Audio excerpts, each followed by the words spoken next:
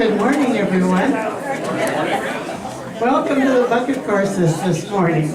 I appreciate having you come out on this cold morning, and the planning committee joins me in hoping that you have a wonderful class again today. I'm Joanne Bundy. I chair the Community Education Council, which sponsors the bucket courses. First of all, I want you to know it isn't because I weigh a lot that this platform creaks. Like it up there. Don't wait for Clark. But I want to tell you that we are getting it replaced and fixed very soon as the parts come. And so that won't be a part of our Wednesday morning operation. One short announcement is that if you're interested in having a DVD of any of Clark's courses, classes, you can register at the table with Jack Gustafson. And it's $5 for each class. And just tell him, sign up, you need to pay right at the beginning. And Jack will take care of that for you. And it's very good video quality, thanks to Jack and Gordon Patrick, who are our photographers for us. And so now it's time to turn it over to Clark Lindgren in the third class of his 4-class course on neuroscience. I've said this too many times in 4 literary forms. Clark Lindgren. Thank you.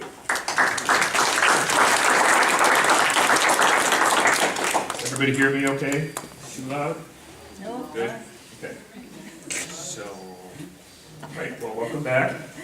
And picking up midstream with Theodore Schwann, who is important to me because, among other reasons, I work on the cell that's his namesake. So he was credited with the Schwann cell, which is the glial cell that is found in the peripheral nervous system, which is where I work. And so I feel kind of an affinity to the guy because I study the cells that they're named after him. But he's also, I hope you find him kind of interesting and very understudied character historically. So this is how I left you with the cliffhanger. We just saw this incredibly productive life that Theodore Schwann had carried out over a very short period of time, 5 years. And then what did he do for the remaining 43 years of his life? And I said, did he take a position at a prestigious university and establish a long and productive scientific career? Which would be logical. That's what you would assume, that reading other histories, biographies of scientists of his day. In fact, Mueller's lab was an incredible lab, not so much because Johann Mueller was at his accomplishments, but he had an incredible cadre of students that worked in his lab over the years, and it's kind of a who's who of science, biology in the mid-19th century came through his lab, and they all went on to illustrious professorships in different places. He did start a rock band, although he's the kind of person who probably would have. Instead, he really removed himself from the intellectual center of Europe, and for all intents and purposes, stopped making a major contribution to science. So the answer is C. He left Berlin and Mueller and all of his associates that he had been working with intensively in his little dormitory room. And moved to the Belgian University of Louvain. Now, before I move on, I just wanted to back up because I know it's been a while since we did this. I just wanted to really quickly sort of recap his scientific accomplishments and mainly point out the last 2, which are quite extraordinary. So I said he studied the production of force in muscle, and that was unique because it was the first time somebody had used sort of a physical way of thinking about a vital process. Movement was considered one of those things that animals moved, plants didn't move, although we now know they do, but very slow. Animals didn't move because they had some vital force in them that created the movement. And his description of that using mathematical terminology was quite revolutionary. He studied the role of stomach acid, he discovered Schwann cells. And then I described experiments that he carried out on showing that fermentation and putrefaction were carried out by live organisms. And that was very revolutionary in his time, and you'll see why in a little bit how that played out for him. But the experimental protocol that he used, remember I described he had a flask and he put a cube of meat in there, and first he just prevented air from getting exposure to the meat, which showed that it wouldn't putrefy if it didn't have air.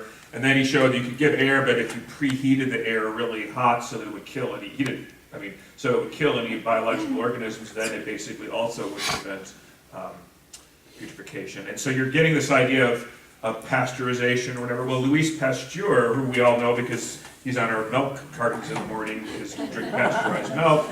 Well, Louis Pasteur, 30 years later, did almost exactly the same experiments. In fact, he used the same kind of apparatus, the same approach that Schwann did, discovering fermentation, the bacterial basis of fermentation, and then developing the procedure of pasteurization, which we, of course, all rely on.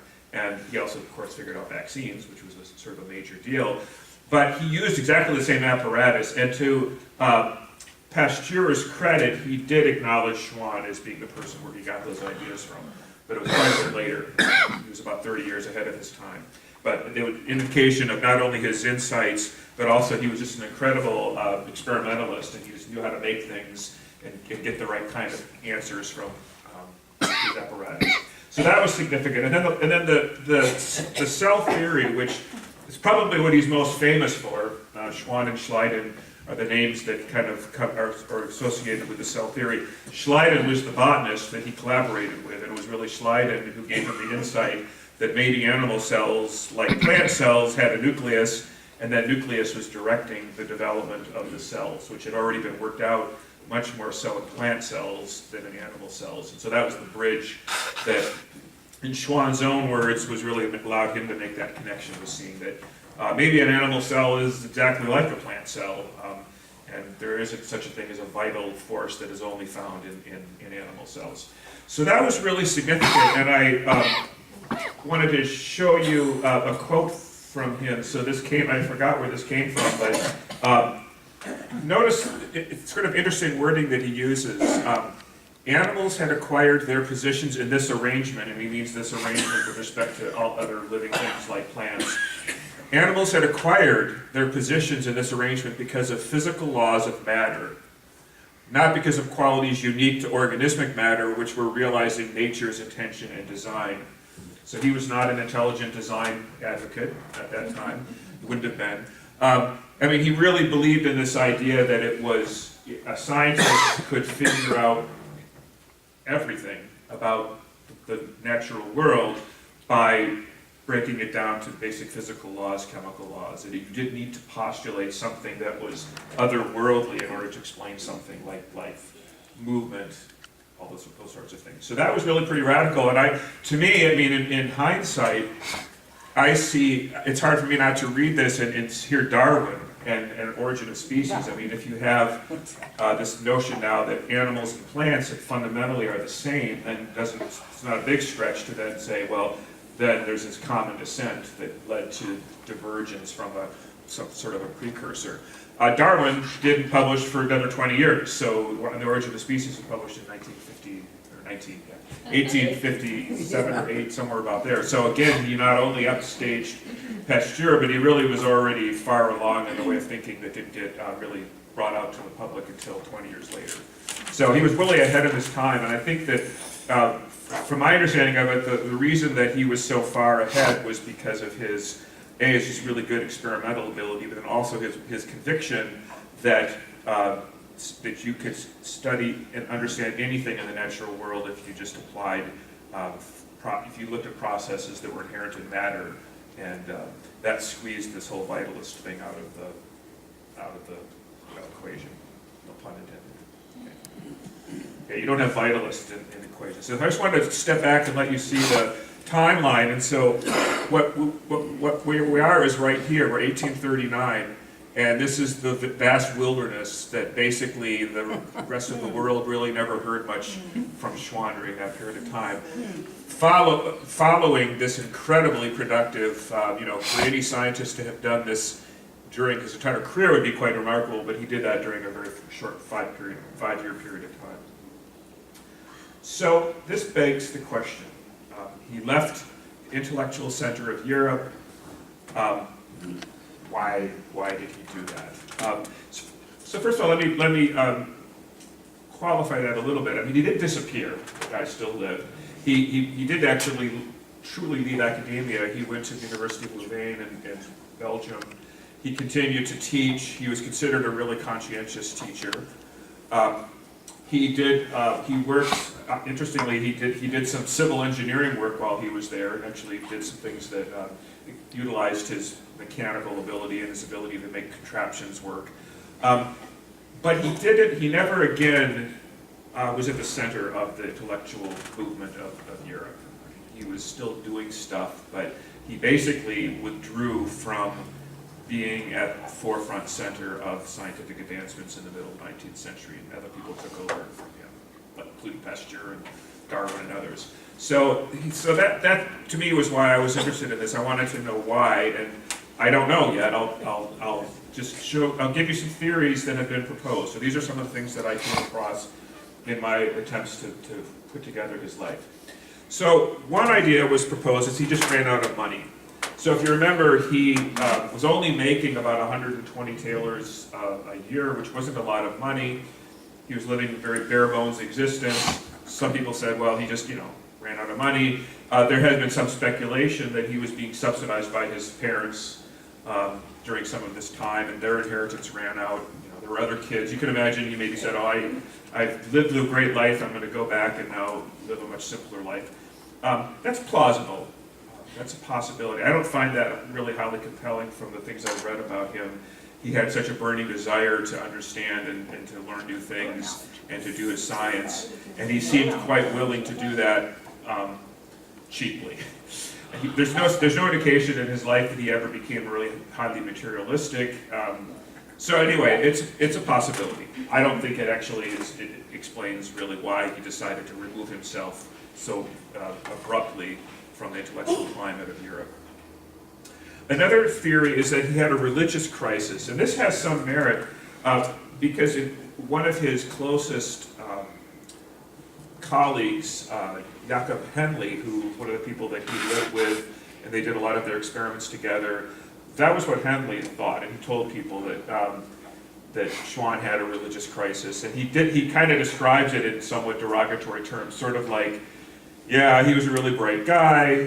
He had a religious crisis. He went off, joined a monastery, was tiptoeing through the tulips somewhere. I mean, he really kind of had a negative connotation, and that doesn't fit with him. He still remained a very conscientious professor. It doesn't really seem like he maybe had a religious crisis, but you can understand why he might, because his cell theory was really challenging a lot of people's views that connected to their religious ideas. For them, the idea that animals were infused with this vital force was very much connected to their ideas of God and how God was filling animals, not plants for some reason, but animals with this special magical force. And so that you could imagine that could be something that could create somewhat of a religious crisis. My main reason for not thinking that was the explanation is from something that he wrote in his most famous book. So this is a book he wrote during this 5-year period of time. Not only was he doing these great experiments, he was writing books.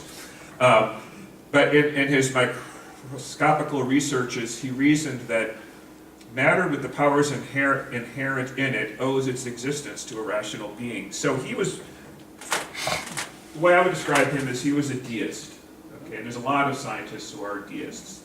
They believe in God, they just don't think God needs to use magic to accomplish goals, right? So if there's this entity that is powerful enough to create a universe, then could that entity have created a universe with matter, matter with properties that would end up doing what this creator wanted them to do, and not having to say after all this was put in place, oh, by the way, I need to change a few things, and I need to use some magic here and there to do some things magically, as opposed to using this creation that was there. So seemed like that was his intellectual bent. That actually goes back to his early days in Colonia, where he was actually first started studying theology and was influenced so much in his thinking. It was a lot of our forefathers in this country were deists. That was sort of their view of religion, and it didn't seem to conflict. So I'm not really convinced that it was a religious crisis that caused him to move.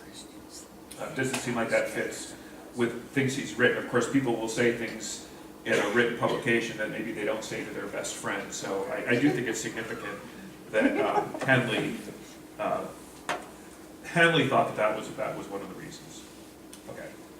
Another idea was that proposed that he had an intellectual falling out with Mueller, his mentor. I'm going to stand still. Because Mueller remained a vitalist to the end. So intellectually, they did have a pretty major disagreement. I don't find that very convincing. They were fairly independent by that time anyway. They weren't like sitting down and meeting every day and talking about what they were going to do. Schwann was pretty much working on his own. So I don't find that really convincing. It's also the fact that it seems like they remained pretty good friends even after Schwann left Berlin. Many years later, about 10 years later, when Mueller had a nervous breakdown, Schwann actually came and rescued him and brought him to a coastal city in Belgium and stayed with him there while he recuperated and sort of regained the will to live, is the way Schwann described that. So they stayed close. I don't find this intellectual falling out to have a lot of credibility. There were a lot of people who disagreed with Schwann, and I don't think that would have been a major problem. It's also conceivable that it wasn't a religious crisis so much as it was more of response to the political religious climate of the day. So at that time in Prussia, Protestantism ruled. So Berlin was a very strongly Protestant city, as was Bonn.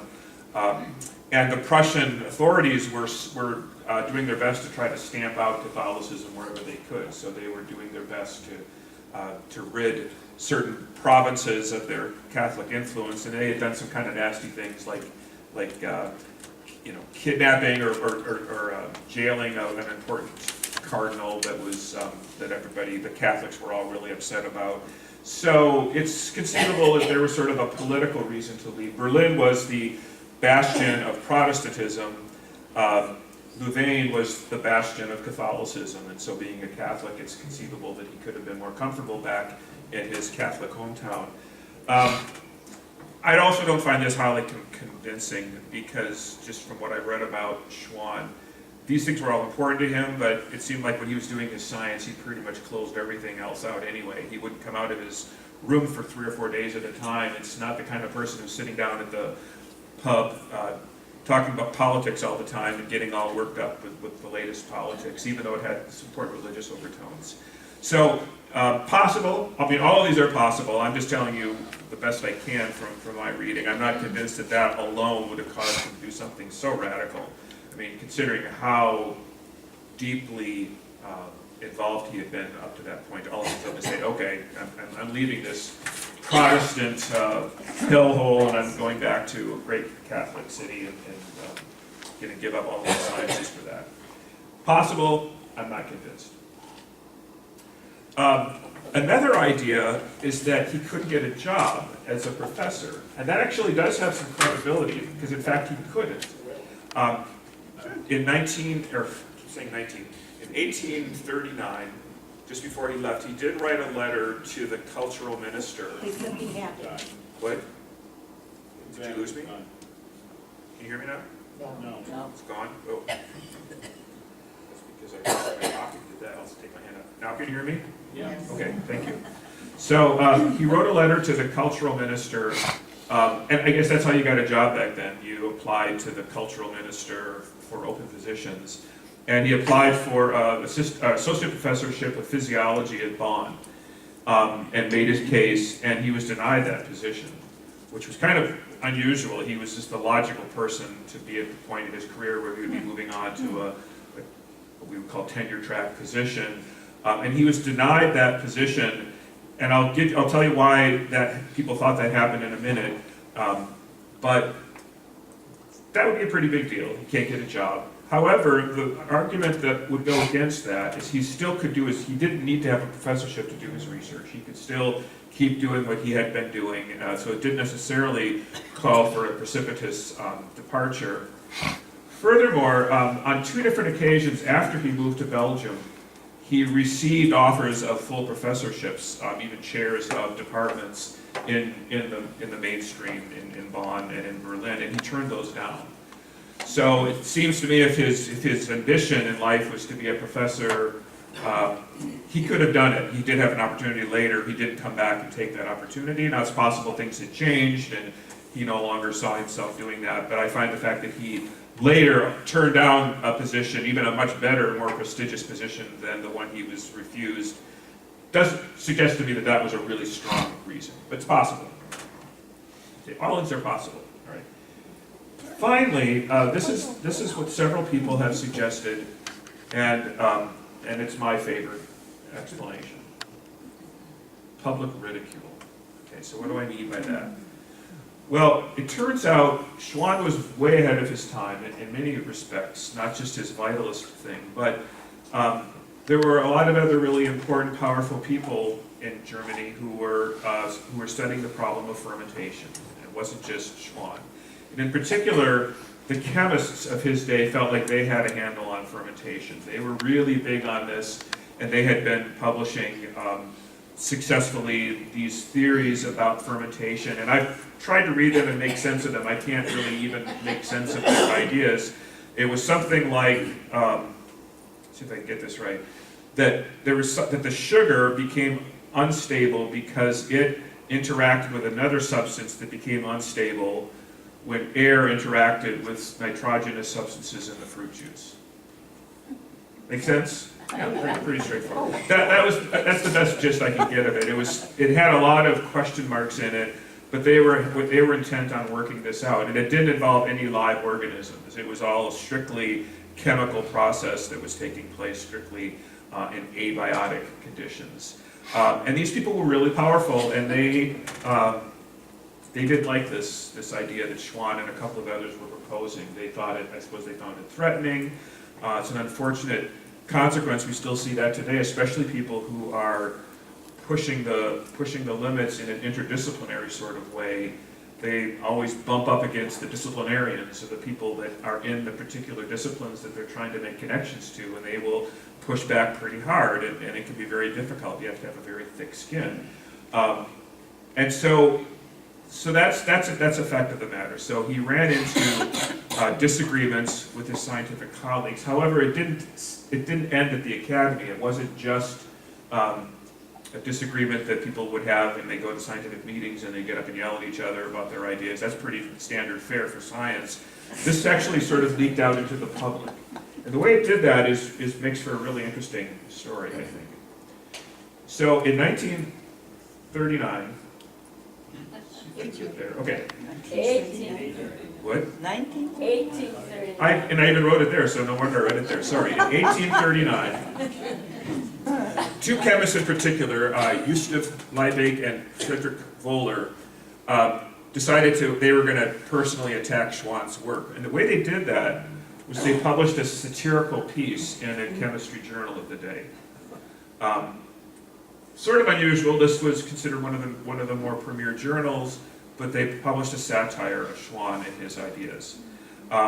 It just so happened to be a journal that Liebig was the editor of, so if you're the editor of a journal, you can decide what gets published or not, and so he allowed this article to be published. I tried really hard. I wasn't able to actually find a hard copy of this particular article. I do have, Kevin Engel helped me get like the text version of it, although it was in German, which I couldn't read. But I've been able to put together from translations what was in this article, and it was pretty striking. So what they did is they created an imaginary creature, and they said this was Schwann's idea of how fermentation occurs. This bumbling biologist, he basically imagines that there's this creature which they shaped after something called an alembic, which is a piece of glassware that chemists use for distilling apparatus, kind of like well, I'll show you a picture of it in just a minute. But they said that it was a creature that was basically shaped like an alembic, that was eating sugar and was actually excreting the product, which of course was alcohol and CO2. So I tried to imagine this, and I really tried hard to actually find the cartoon. I couldn't find it, but what I did do is I looked, and I found this, which is, and you're laughing, it's interesting that you're laughing, because this is an alembic. This is actually what the device looks like that these chemists would have in mind for doing their distilling experiments. And so this is the apparatus that has this flask-like material and this long arm that sticks out and this stuff drops out of there after it's been distilled. So yeah, I saw this too. I looked at that and said, whoa, that looks like some kind of creature, doesn't it? You can see that long nose, the eyes. I said, I bet that's what they had in mind. And so rather than preparing class for my students, I spent, way too much time trying to use Photoshop and trying to reconstruct in my own way what this thing might have looked like, strictly based on written descriptions of it. Okay, so caution, this is R-rated. If you don't like to look at naked things, you don't want to look at what I've created here. But this is my version of something that approximates what they might have created.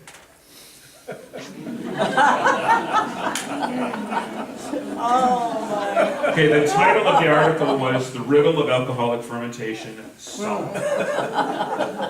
What the written descriptions say is that there was a mouth-like structure, looked like a funnel, that was eating sugar. I don't know if that's what their sugar looked like.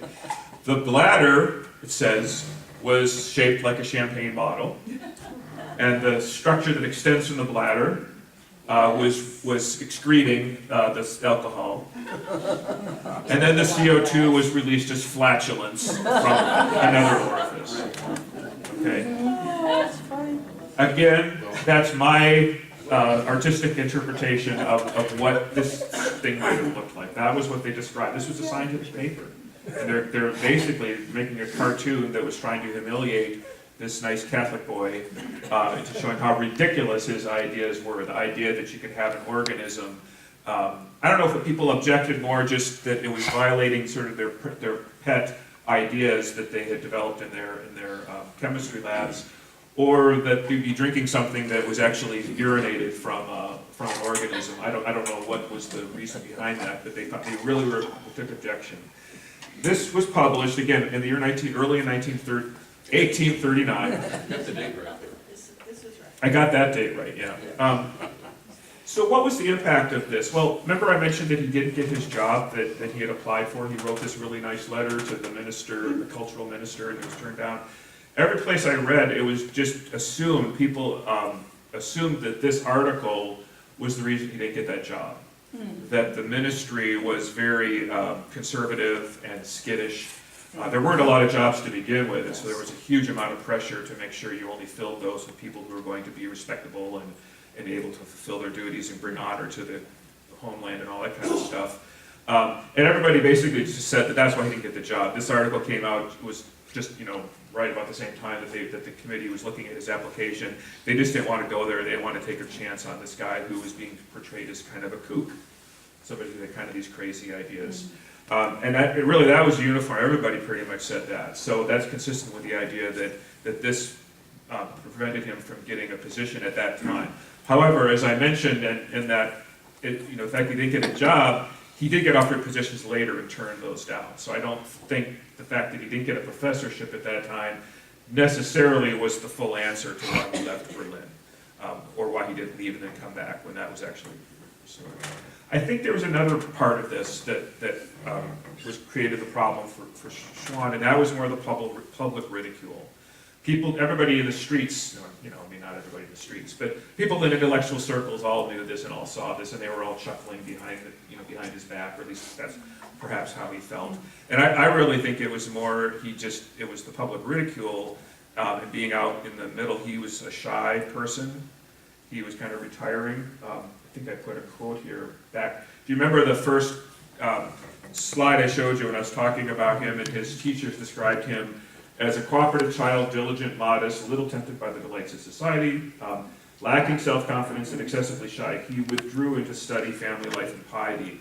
To me, that resonates with what happened here. He was bullied and humiliated out of being actively in center stage in the public life. He withdrew. So where did he withdraw to? Well, he withdrew into study. He probably did his own study on his own. Family life, he was closer to his family origins. And piety, he was moving back to more of a Catholic environment anyway, where he could be more actively involved in piety. So that's my theory. Of course, it doesn't necessarily have to be any one of those by himself. It could have been a combination of all of those different factors. They were all enough to convince him to do this rather radical thing and leave the intellectual center of science. And what a shame for us. knowing what he did in such a short period of time, what would he have done if he had been able to get support and continue to be productive for another 40 years? That's kind of startling. One thing that might have been different had Schwann continued to stay in the mainstream and continue to make his contributions is neuroscientists might not have been led down this 100-year neurocentric, not dead end, but this sort of diversion, and might have been able to recognize glial cells more quickly for what they were, because that was one of the things that Schwann was immediately, when he looked at the problem, he said, yeah, glial cells are really interesting, they're doing really interesting things, and he actually made note of that, and he's honored with the name, but had he continued to do his work, maybe he would have actually been able to contribute ways that would have been really significant as we look at 2014 and where we are right now, trying to catch up and learn everything we can.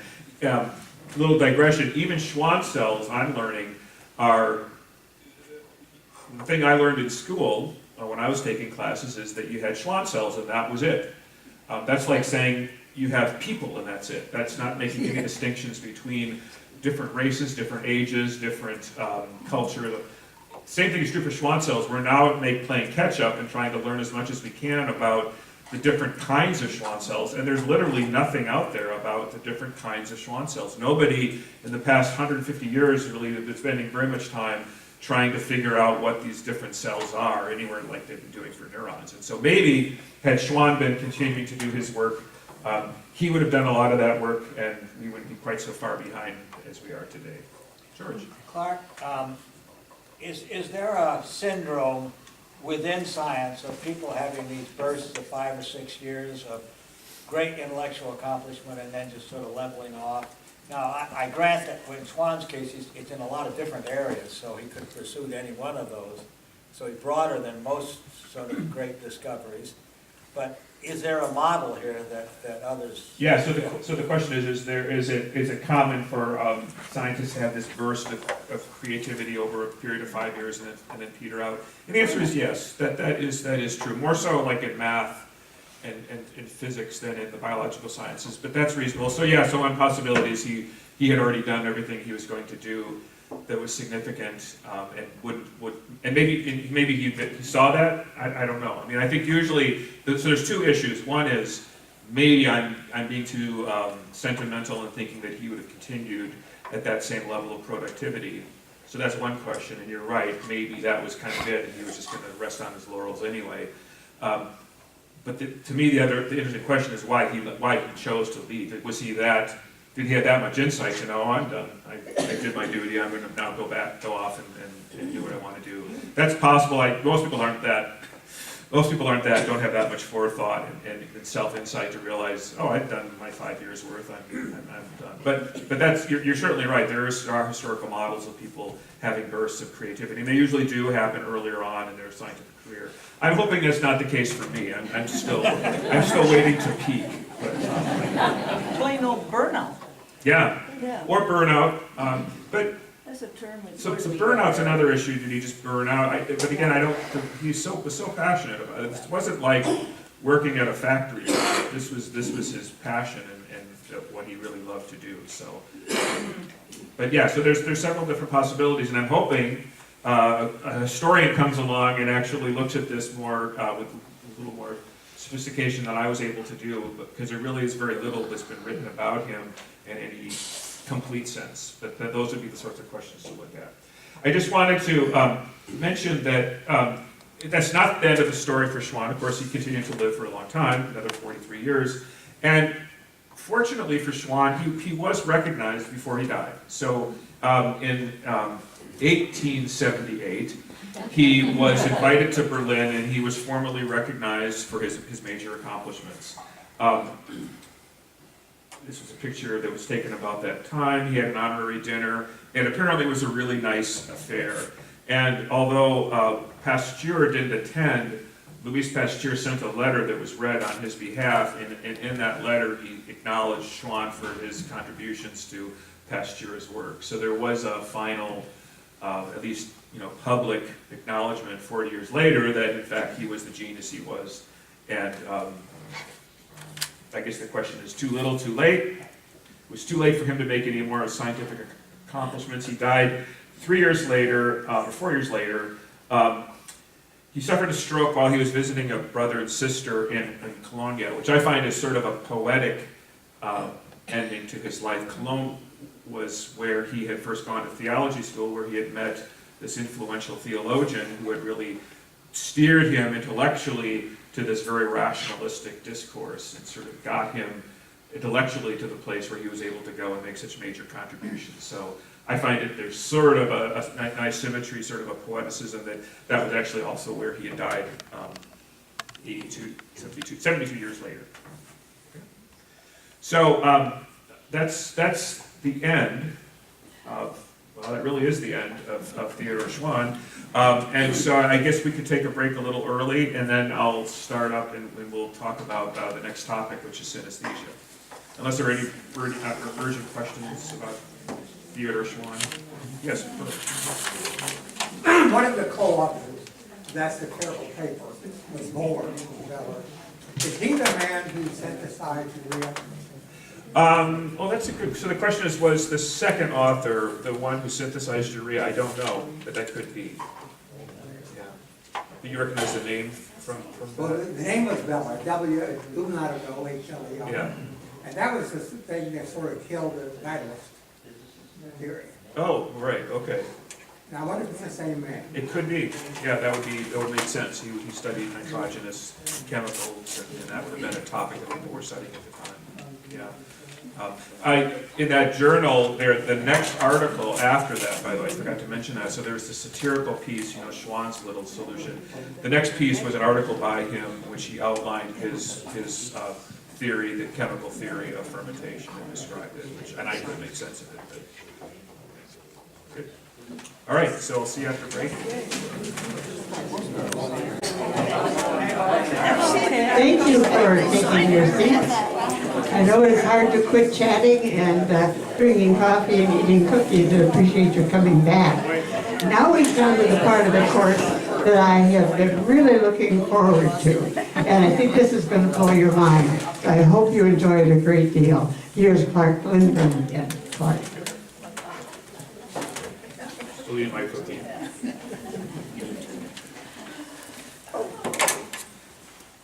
All right, so switching gears, not to get myself out of the historical mode and into today. So what we're going to talk about now is synesthesia. So by raising your hands, who has heard that term before?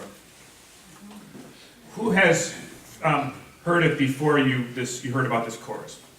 Okay, so yeah, so a fair number of you have heard about it. People are talking about it, and it's a very interesting topic.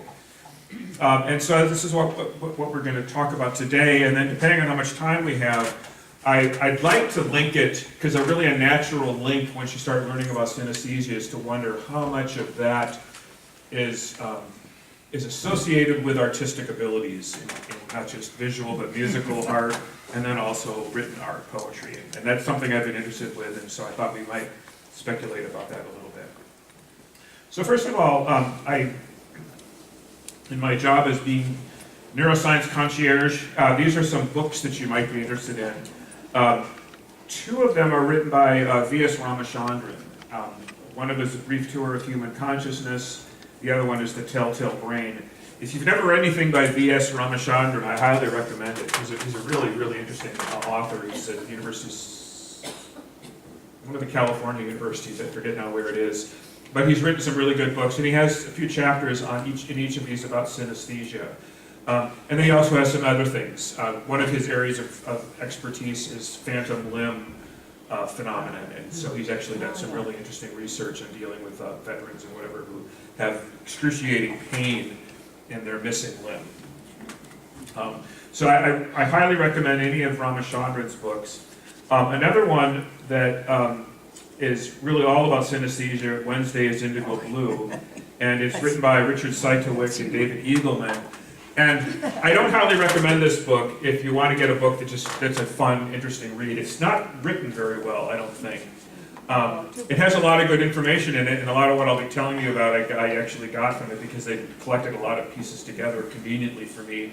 I think it suffers from the dual author problem, because both of them individually have written great books. and particularly David Eagleman. He's written a really good book that I highly recommend of his. It has nothing to do with synesthesia, but it's called Incognito.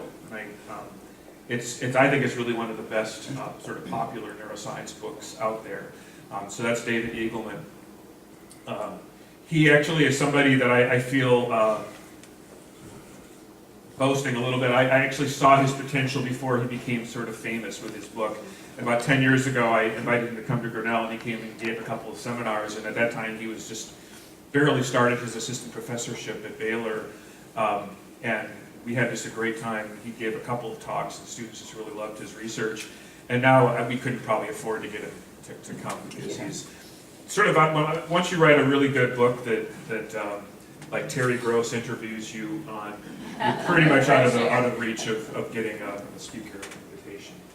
But so he's written these great books together. It's just redundant. I don't think they did a very good job of really reading each other's stuff. So it did quite well. But if you want to learn as much as you possibly can about synesthesia, that's it.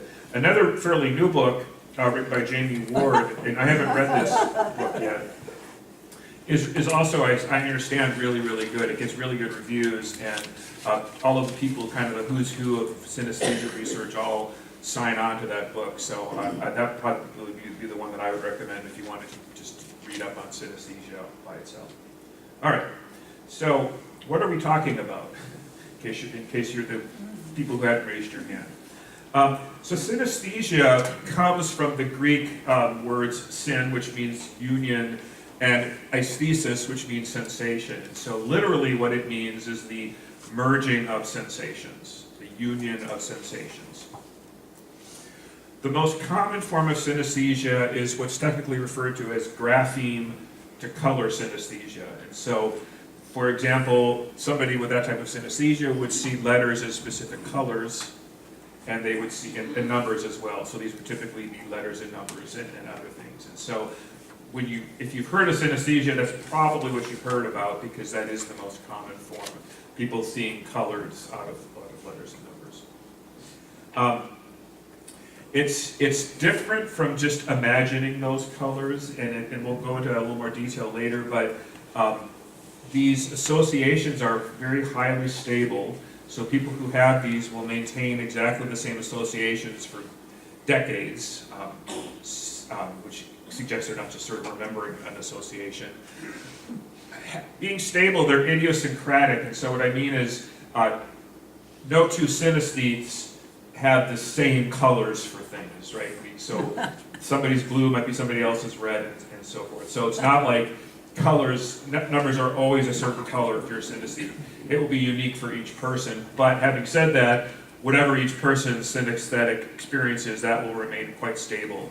And it's also highly heritable, so you find it does run in families, and David Eagleman, one of the areas of research that he's involved in, is looking at the genetics of synesthesia, so he's tracking several families, and it seems to be a straight, what's called a dominant trait, so it basically does get passed on to pretty much equally to men and women, which actually was sort of a surprise, because for many years people assumed that synesthesia was primarily a female, and there was even theories that it was X-linked, because that's how you could genetically have a trait that only women experience, because they have two X chromosomes and men only have one. But actually, subsequent work has shown that it is actually not biased towards females. Probably the reason is how this information was gathered, and females were more willing to reveal that they had this phenomenon than men. And so it gave this bias. When people really carefully sampled populations, they found that it wasn't biased towards females. I wanted to show you a little clip to just make this personal a little bit. So these are... The right color for, ooh, this is like good February, I think. Work. There we go, perfect. I love them with the February just because it's that color. I'm Lauren. I'm Audrey. And we're sisters. For me, synesthesia is seeing my letters in color, seeing my numbers in color. My numbers have a gender. In your mind, personalities and things like that can have colors of their own. I see my days of the week in color, months. I see music in color when I listen to it. You hear a song or any type of word, I guess, and colors will come to mind. I read music in color and I see musical instruments in color, like the keys of them. My alphabet looks so much better than yours, Audrey. Actually, Lauren's the one who Figured it out. initially told me that this wasn't normal. Oh yeah, that is exactly my L color. Perfect. We were in high school. Uh-huh. I thought everyone saw letters and numbers in color. And I was like, wait, nobody can do this? So I started freaking out. I was like, this is weird. This Oh my is gosh, that's crazy. We have all the same colors. in our Each name. other's names. That is so Look at that. weird. Some theories think up to 90% of children under the age of 3 actually have it. And during brain development, just a select few people, when their neurons kind of get more developed and advanced and separated, just, for us, they don't separate, they just kind of stick together. So Spider's kind of fun, and then Wolverine is like, oh my gosh.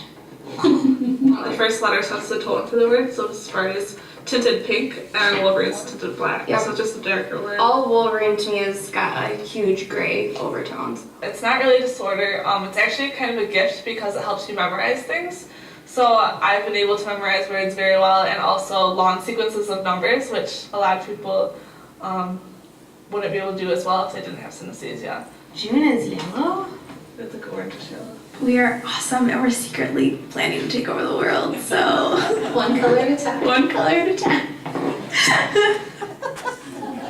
So they brought up several things in that video, which we'll talk about, but remember they said, they were surprised to find out that not everybody was synesthetic, and that's common. They said actually another reason that is probably underreported is a lot of people have forms of synesthesia and just don't realize that that's not what how everybody experiences the world.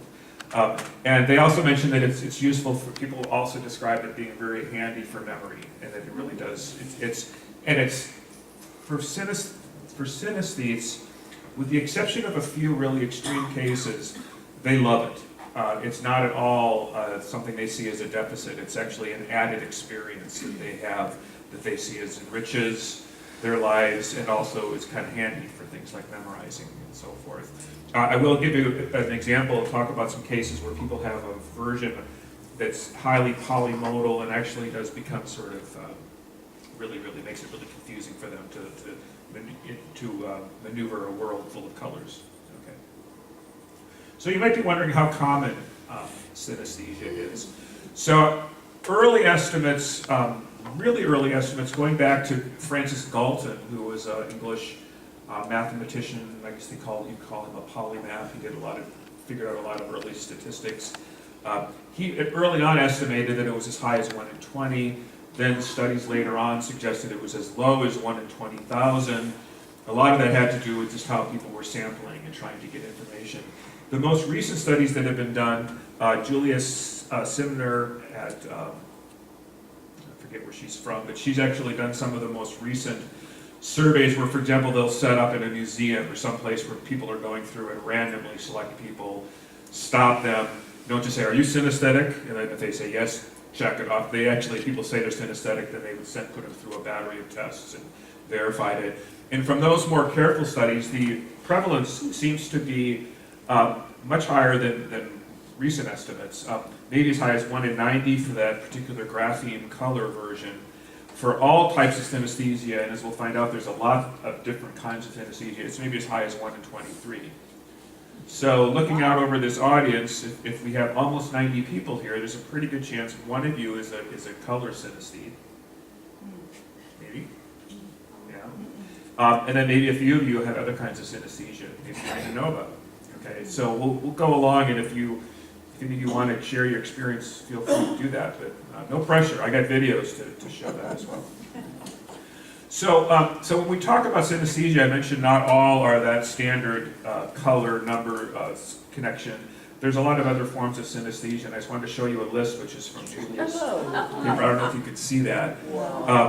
And by the way, the nomenclature is kind of important. So what this means is grapheme, that's a letter or number or something written, to color, and that's again the highest frequency.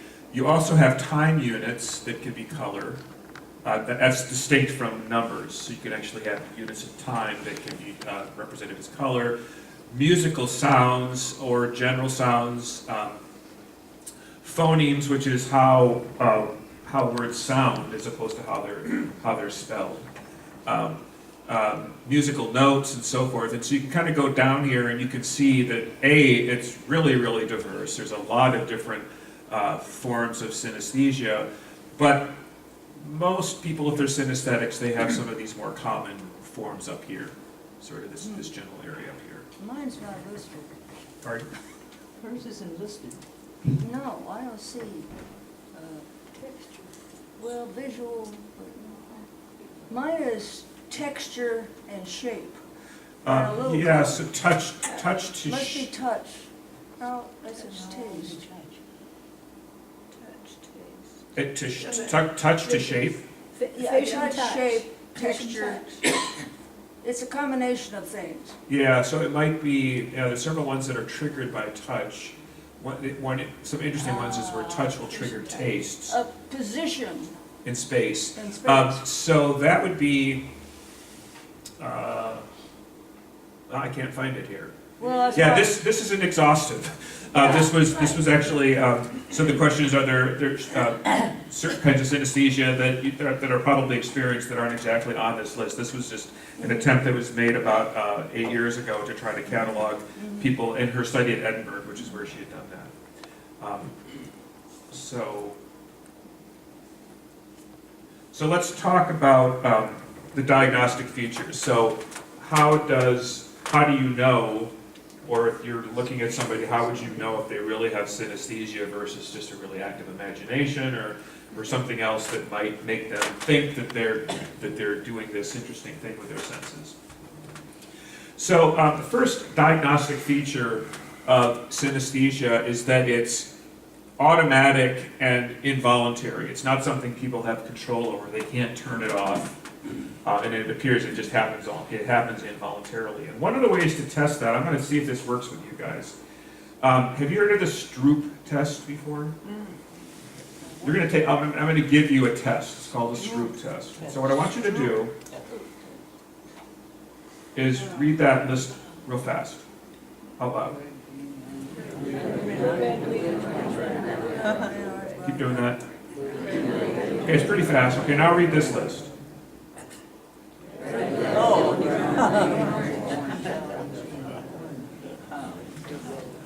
It's usually, people are a little bit slower at doing this list, and why is that?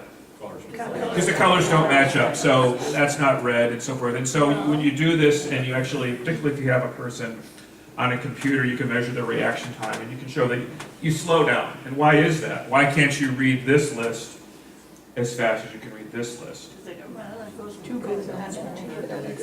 sequence has changed also, the words are rearranged. Oh, and I got you, yeah, I kept the color sequence the same, but I changed the numbers, okay. Yeah. But if you, so the question is, I changed the sequence, and you got used to the earlier sequence, but when you do this test, and you're measuring really carefully how long it takes people to respond, you get slowed down. And so there's this Stroop interference, and so one of the things that means is that we all, and that's actually one of the points I'm going to come to later, we all are synesthetic to some degree. It's a true synesthete is just an extreme form of what we all sort of have. So we all can't avoid looking at this, thinking blue, and then having that make it harder for us to read the word yellow. And looking at brown and saying yellow. That actually is, for everybody, that's harder to do. Eric? It feels, to me, I felt like the color had nothing to do with it. I was reading it at the same pace. Does that say something about the way you process it as well?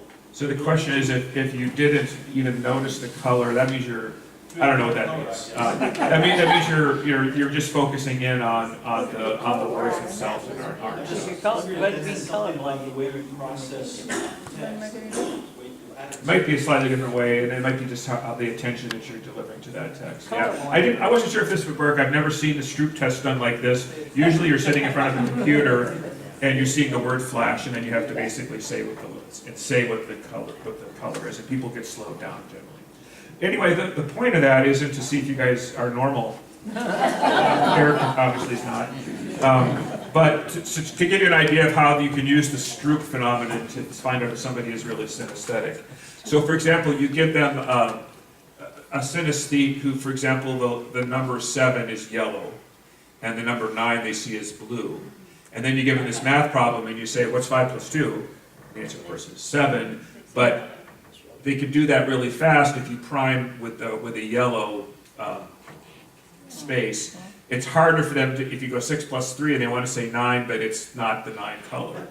So again, this is something that you can set up and do on a computer where you can test reaction times, which is really what a lot of psychology is nowadays, now with computers, is you can find out subtle things about people that they won't tell you, for example, what their biases are and that sort of thing. But certainly in this test, you could show that really a synesthete, if you're not a synesthete, you wouldn't really be influenced at all by these colors, presumably, in trying to come up with that answer. How many colors do people actually have? Excellent question.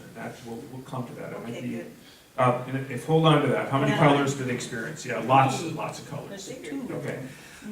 So another interesting thing, the question is how early on in the process does the synesthetic crossover occur? Is it something that's happening much later on after people have been processing this information, or is it really early on at the point of sensation? And so one of the ideas, one of the ways of testing that was one that Ramachandran and Hubbard developed, and it's kind of like the, the colorblind test that you take, where if you're colorblind, a pattern doesn't jump out at you because it's a color that you don't see if you're colorblind of a certain sort, so you can't see the big 6 that's hidden there. So they tried to do something kind of similar where the person was shown a random sequence of 5s and 2s, and if you didn't look on the right side, and you just looked over here, it would be kind of hard for you to pick out the 2s. In fact, I can't even do all of them. Okay, here's one, here's one, here's one. That's kind of hard to do if you're having to search through them. But a synesthete, the idea is that since they're seeing them as colors, this triangle pattern would show up. When they first reported that was really exciting and people thought that was neat. Then subsequent research showed that that wasn't true for all synesthetes. So some of them really didn't process that early on, and so some of them can do this really quickly, others, it just sort of depends. And so one of the things we know now is that there's a wide variety of manifestations of synesthesia, but there are different levels of synesthesia where some people are more immediate processors of synesthesia and others that happens at a later process. And so one of the things you might have remembered hearing from the video that these young women were relating is that some of their colors actually have feelings and shapes and personalities as well. And so the synesthesia can get pretty complicated and can move up into fairly highly cognitive ways of thinking about something, a number 2 being mean or something like that. And so there's a variety of different types, but for many synesthetes, they can immediately look at that and pick out the pattern because the synesthesia is really immediate for them. So another characteristic that seems to be true of synesthesia, and being a non-synesthete, it's hard for me to relate to this, but it's said to be spatially extended. I'm not exactly sure what they're describing, but the idea is that they're not just imagining blue. They see it in some, they actually do have a perception of it, and it's kind of out in space. So it's not just, like you can imagine a blue color in your head. It really does have a physical manifestation. They see it, and that varies a lot in terms of how they actually see it, but it really does, to them, they describe it as being spatially extended, and it might be really close up, or it might be something that's further distant. But it does have a spatial, actual, real concrete aspect to it. Okay? Think of a hallucination that is really so palpable that you really are convinced you're talking to the person that's in your hallucination. That's the best I can do to come up with that. But that seems to be characteristic and diagnostic of synesthesia. I mentioned these before. It's consistent in that it stays, the associations, the blending stays really consistent through a person's lifetime. Might be some small changes, but different people have done that, even like parents with their kids, they've measured their synesthetic colors at age 5 and then done it when they're 25 and have kept track of that, and it's pretty consistent for that period of time. It's also elementary and specific. So what I mean by that is, yeah, so instead of saying, if a person has a musical synesthesia, instead of saying, I'm listening to the symphony and it gives me the image of sheep grazing on a pasture with light coming, instead of having this kind of very elaborate painting, it's very much more elementary. It's much more like this person's description of saying the shapes are not distinct from hearing them. They are part of what hearing is. The vibraphone, the musical instrument, makes a round shape. So more elementary than elaborate and exotic. Each note is like a little gold ball falling.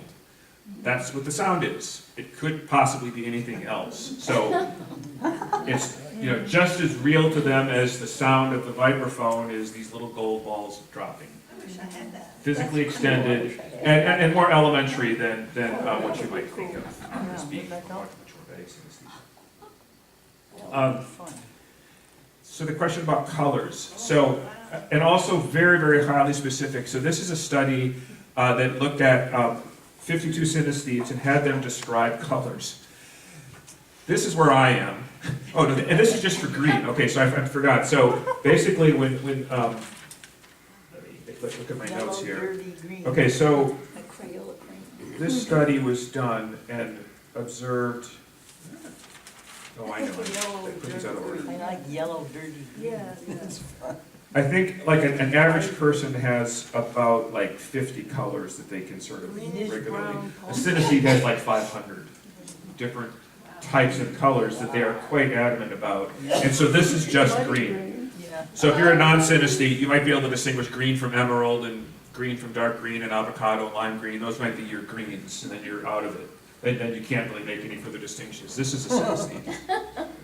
One of the ways this is described is when people will test synesthetes using the color wheel on the computer. So if you're trying to like change the color of your font and you go to that color wheel, a normal person, a non-synesthete would look at that a little bit and say, yeah, it's that green, and they might fuss with it a little bit. A synesthete will spend minutes agonizing over that and looking at, really, really working, because it's a really, really specific color. It's not just green. It's very, very, very specific, and they can tell. And it's consistent. So if they called something, it's a crazy, very dark green, or dark greenish, brownish, that's actually the way they'll describe it later on, 20 years later. So it's quite extraordinary. I had a father that came home and he had a blue car, but it was green. Really? So your father came home, had a blue car, but it was really green. Yeah. What color is your car? Oh, it's green. And he was convinced of that. So for him, that you're suggesting he had a shape, color, Yeah. synesthesia. He saw cars as colors. Yeah. Blue-green colorblind, can you do that?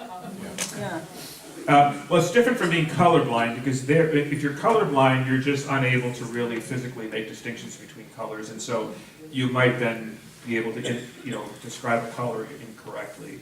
This is different. These people have normal color vision. They just actually are really making an association between that object. And also, the interesting thing about synesthetes is that they won't confuse the two either. So even though I said that the color is spatially extended and is very concrete, they'll also usually know what the right color is. Like they'll say, oh yeah, it's printed in red, but it's blue to me. Or they actually would say that. It's printed in red, but it's watery green to me. So they can really see both. They might know it's in black, but so they have a way of distinguishing it. They know their synesthetic color is not the same as the color that they see. So that sounds a little bit different if he was adamant that it was a different color. But some funny stories happen with children where they will start describing things, like a cute little story about a little boy who was telling his dad, there's crickets chirping, and he said, what's that white noise? And his father was an engineer and thought, well, is he talking about white noise in an electronic circuit? And then he said, what are you talking about? And he realized he was talking about the crickets, and he said, oh, you mean the crickets? He says, no, not the brown noise, I'm talking about the white noise. And so kids will actually just assume that's kind of how things really are until they get to a certain age and find out that other people don't have the same phenomenon. Okay, is each one of these 52 shades, is that one person's view of green? In other words, is mossy green, Different from, yeah. That's what I They will- understand. They could distinguish that. they will distinguish 52 Colors of shades of Yeah. green? Yep. Okay. That's why I said they sit on a color wheel and they just agonize over that because it's not, and then they gotta go play with hue and saturation and all this kind of stuff because it just doesn't quite, they have a really, really clear, very, very specific idea in their head as to what it is. All right. So, okay, so we've talked about being automatic and involuntary, spatially extended, consistent, elementary, and then very, very specific. It's also memorable, and that was one of the things that was mentioned in that videotape I showed you. It actually, people will remember those color associations, and so they use that as a memory aid. It actually ends up being fairly handy. And then finally, the synesthetic associations usually are associated with pretty strong emotions or pretty strong feelings. People will actually describe them as I think I have here. So this guy says, I navigate through a rather incredible world. It's matter of fact in that it's always been that way, but it's not matter of fact in that new and strange synesthesia always surprise me. The emotions in synesthesia are invariably strong, and I take care to coordinate with them. Overload is a problem for me. I have a full emotion for every color. I am careful to wear the colors of clothes that accord closely with my actual emotions at the time I put them on. If my mood changes during the day, I feel lopsided, out of sync between my own emotions and the emotions of the colors I am wearing or surrounded by. And so this is actually where sometimes synesthesia can become a distraction and can become a problem. Because it's so powerful and generates such strong emotions that it can actually create havoc. For any given synesthetic condition, is it bidirectional? If blue is two blue? Yeah, good question. So is it bidirectional? And the answer is no, it's usually not. There's rare cases where it is, but usually if, so if you see 2 as blue, blue is not 2, right? So it's not, usually it's not, it's one directional. How does this out of sync happen there? What is unidirectional? This is emotions and colors, not. Yeah, so basically, yeah, I see what you're saying, but what I'm describing this is he's driving down the street and he, or I guess he's talking about his clothes. So his mood starts to change, and that's the real, if you want to call it that, that's the real feeling he's having. But his clothes convey the feeling of happiness and he's sad or something like that. And I'm guessing that he has pretty sophisticated nomenclature for his emotions, and that's kind of where it's colliding. It's colliding at the level of the emotions don't seem to match. It's not really going in both directions. That's kind of how I understand that. And this is not a really common form of synesthesia, but people will say that sometimes it really does. And I showed you the Stroop test where, they're a little bit slower for them to do a math problem if the final result doesn't match the color that's being presented to them. So it does create some conflicts for people.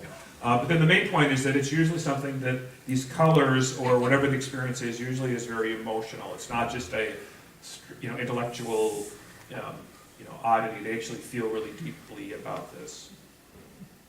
Okay. Does synesthetes, is that the word?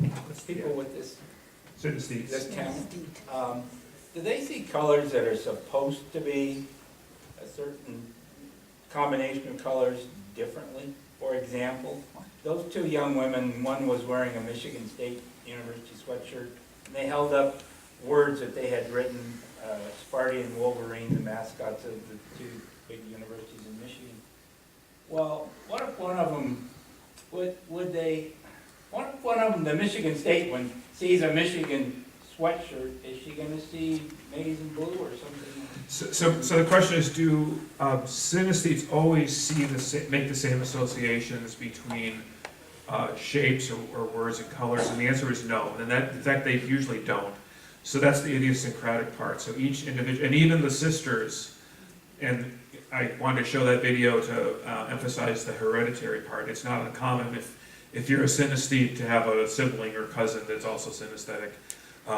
but they have their own individual ideas about what the color should be. So no, the answer is they wouldn't make the same associations. And you didn't have a lot of time to look at that, but they were actually kind of arguing about that a little bit.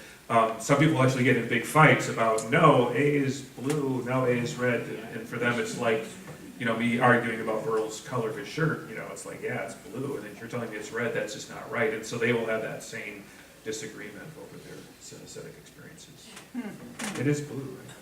And I probably, if I was a synesthete, I would have more adjectives than blue to describe. Oh, this is funny. So to give you another kind of a humorous example, this was a woman who stopped going to her parents' church, not for any theological reasons or wanting to sleep in late, but she said, I could not deal with the noxious colors and sounds of their music. Of course, I didn't really tell them why I was not going, the synesthesia part. It's just that I wasn't planning, I missed a word there, on torturing myself with dreadful looking music any longer.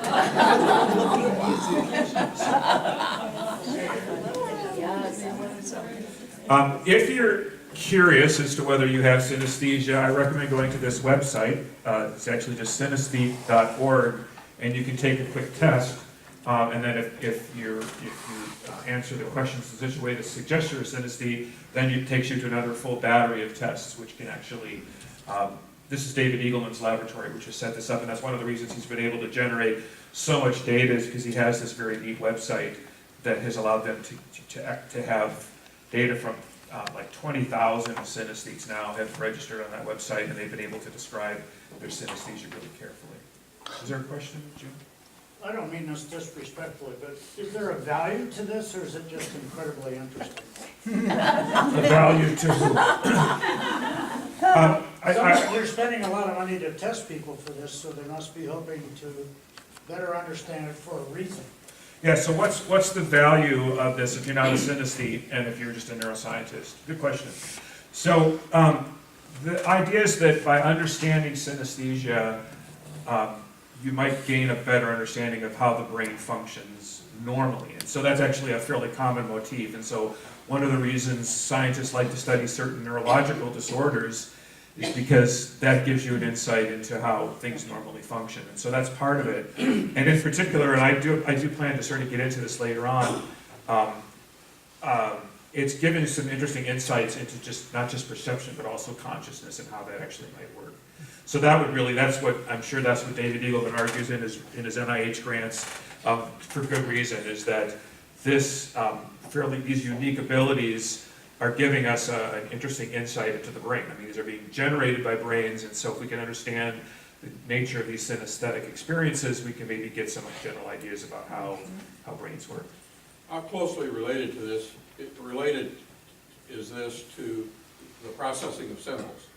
It seems to me all of what we're talking about, numbers, words, even colors, are symbolic, and we learn to treat them as, is this a disorder of our symbolic processor in our brain, or the way we process symbols? Trying to think out. So your question is, where in the level of processing this is the hang-up occurring, and what's the term? Well, in a different language, you'd have different words, and you're gonna, but in other words, we're trying to analyze our reality by understanding the symbols that describe it. Yes. And it seems to me what's happening here is there's extra things getting involved in there that aren't really part of it. Okay, so you're stealing my thunder here a little bit. That's okay. I'm sorry. You're setting people up to get excited about it. So yeah, so there's several interesting things that you mentioned. One of which is that, as I'm going to try to show, and I'm not going to get to that today, but next week, synesthesia really underlies metaphor, and I'm going to try to explain how metaphors are really an example of synesthesia. And some of the best metaphors, I mean, somebody is wearing a loud tie. Well, we all know what that means, but that doesn't make sense. How can a tie be making a noise? So that's a synesthetic experience, the loud tie, that we talk about the colors being loud.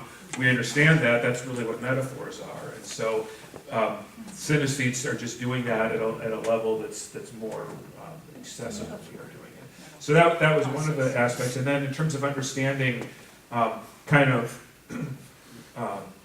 where the mixing has occurred, sorry, that seems to be different for different people, but that's actually one of the things that's really an interesting scientific question is, because we know that we all have these experiences, we're all taking in sensory information, sight, sound, touch, what am I missing? Taste. Yeah. And we're making a unified sense of that. So at some point, we do have to unify all of these senses together in order to make sense. And so we are doing that at some level, and the synesthetic experience is maybe giving us insights into how that happens. Is this research being done mostly in an interdisciplinary aspect, or is it concentrated in psychology or in biology? So the question is this research being done in an interdisciplinary context, or is it concentrated in some discipline? I think most of the research that's been done on synesthesia has been done by psychologists. And they're interested in it for all these reasons that we mentioned, the ability to understand how the mind works. David Eagleman is actually in more of a biology-ish department. And he's just kind of a crazy guy. He does everything. He actually has this incredibly eclectic research program, so he's probably more interdisciplinary. But I would say mostly psychology. And now, as I'll show you next week, neuroscientists are getting into the fray, and they're using things like functional MRIs to ask, let's look at the brains of these people and see if we can understand if their brains are actually functioning in a different way, and they are. And that can actually be observed more objectively. And so that's actually, again, sort of one of the directions that is allowing this to be useful. George? Like the neuroscience concentration at the college, which you helped to design, calls for a course in the fine arts. Is this related to So the neuroscience concentration at Grinnell requires that students take one of their courses, and what we call it is a cross-divisional course. And so fine arts is one of the courses they can take. They can also take some other courses. And really, that is not necessarily related to synesthesia, but it's related to our desire for students to connect neuroscience to a lot of different fields. And so sort of another way of answering the question about is there other aspects people are interested in, one of the things that I also want to touch on is there is an interest in the art field and in musicians and others where this has a really interesting expression. And so I'm going to try to touch on that a little bit. So that's a very much interdisciplinary way of looking at this phenomenon as being an insight into what all of us do when we appreciate metaphors, when we appreciate music, when we look at art. Is it tickling our synesthetic experience, giving us that same emotional connection that synesthetes describe? So again, you take an extreme example and try to learn from that, and maybe that will give you some more general information that people could use. Yes? The most common form of the synesthesia is the color. What about somebody that's colorblind who has this? So what about a colorblind person? Actually, not only can you be synesthetic if you're colorblind, you can be synesthetic if you're blind. So there are blind people who are synesthetic, and so they will see colors when they hear sounds. Or, and another really powerful form of synesthesia is people using Braille. The touch of the letters will create really strong cross sensations. And in fact, that's another thing I was going to talk about a little bit later on, but in fact, it's fairly common in people who become blind later in life. So people, for example, who get macular degeneration and their vision starts to go and they eventually become fully blind, the incidence of visual synesthesia in those people is very high, like way higher than in the general population. And one of the ideas has given some kind of interesting insights into how the brain processes information, but to answer quickly why that might be, is you suddenly, for somebody who's now become blind, there's this whole part of the brain that's not getting the input that it's used to getting. It's in the occipital lobe, it's the visual cortex, and that's the part of the brain that is used to getting visual information. Suddenly it's not getting that visual information. And so now other senses which are connected up to that visual system, they can dominate. And so then touch, sound, other things can actually dominate, and the person perceives that as a color. Good question. we're out of time. I just want, right, we're out of time? Yeah. No. 1 minute. So, Another half hour. So obviously I've only gotten halfway through, so we're gonna have to pick up on this topic next week.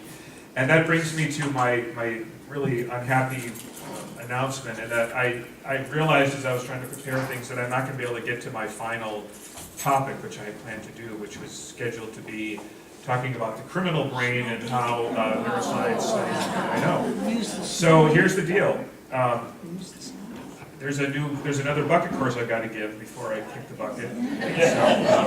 So that, look forward to that, but as I was preparing that material, I realized that it's actually, I couldn't even probably do it in a single class period, let alone a fraction of a class period. And I'm concerned that some of the really exciting things that I want to tell you about brains and criminality are ones that if I don't fully develop them, I'm afraid you might come away more confused or actually with more misconceptions than if I have time to fill it out. So I really think that topic would fit better in a full course that I could basically offer sometime in the future. So what I'll do is next week I'll finish up talking about synesthesia, because we actually have quite a few more things I want to talk about. And then if there is time left over, I did want to get to some of your questions, because you've asked some really good questions, and I think some of the answers would be ones that all of you might find interesting. So that's my plan, if you're keeping track of that.